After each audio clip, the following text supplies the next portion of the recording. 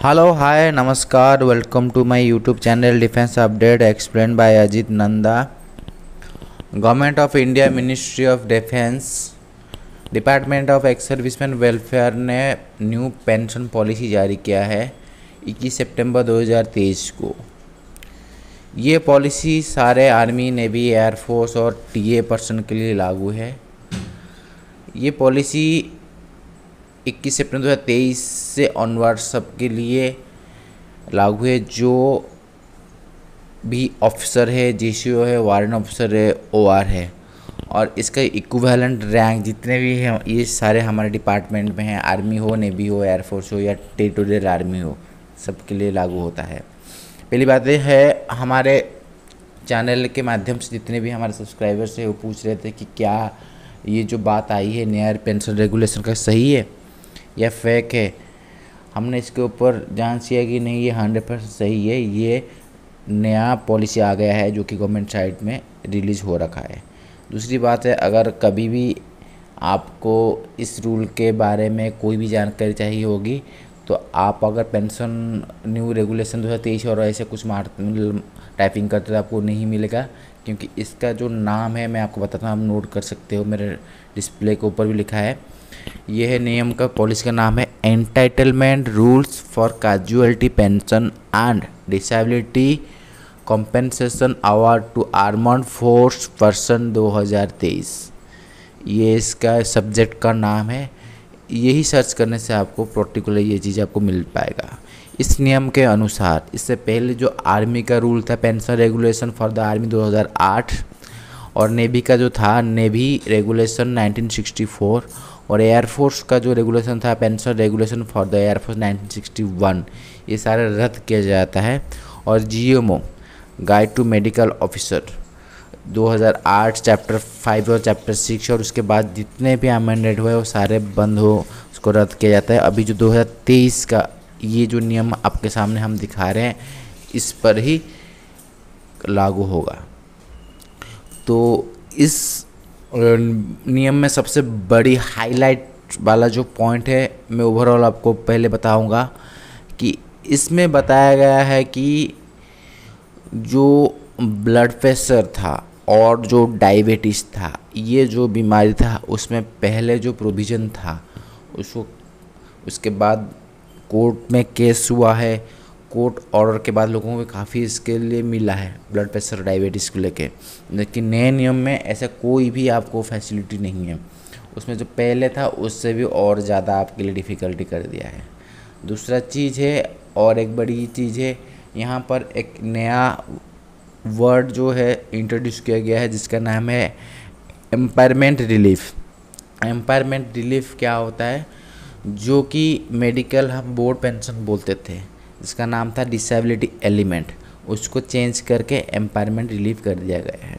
और वहाँ पर मेंशन किया गया है कि जो मेडिकल बोर्ड का आपको जो पेंशन मिल रहा है वो पेंशन नहीं है, एक सरकार की तरफ से एक रिलीफ है।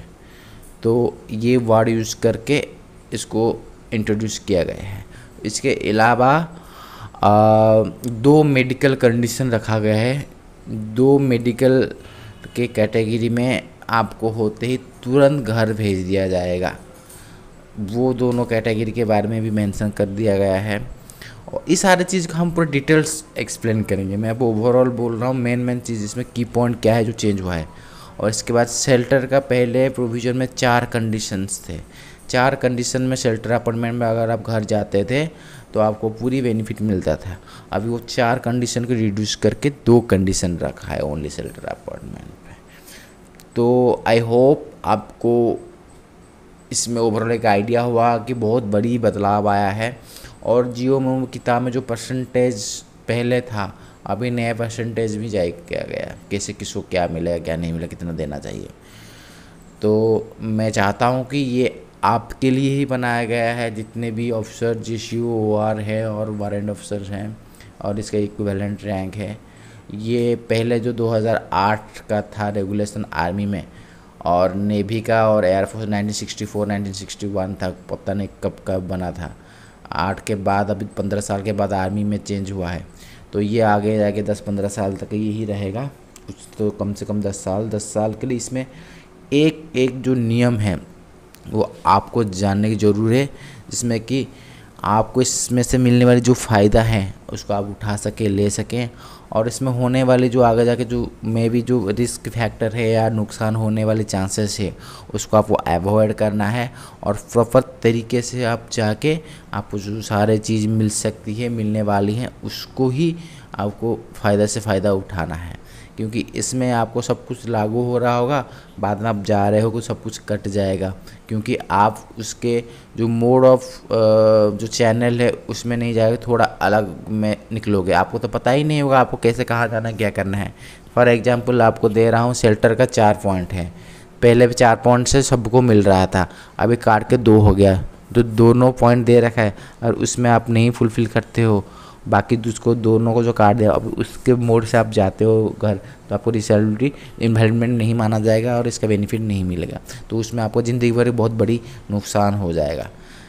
तो आपको ध्यान रखना है, और इस रूलिंग का हर एक चीज़ आप एक एक करके 1 बाय 1 हम आपको भेजेंगे। पूरा रूलिंग आपको बता देंगे क्या है क्या नहीं, कितना फ़ायदा आपको मिलने वाला है, और कहाँ जाके आपको बेनिफिट का रिस्क है या नहीं मिल रहा है, आप उसको कैसे क्या करना है ताकि आपको पूरा फ़ायदा मिल सके, और क्या नहीं करना है, पूरा गाइड होगा।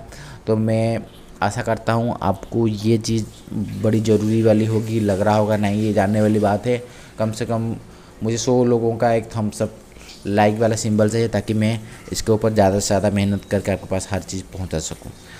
आप थोड़ा इंटरेस्ट दिखाओगे तो हम भी आपको ये सारी चीज़ पहुंचाएंगे। ये रिलीज़ होते ही मैं नया इसका प्रिंट आउट निकाल के 187 पेज का ये है पेंशन रेगुलेशन, और पूरी आधी रात उसको स्टडी करके उसे पता किया कि ये मेन मेजर चेंजेस आए हैं।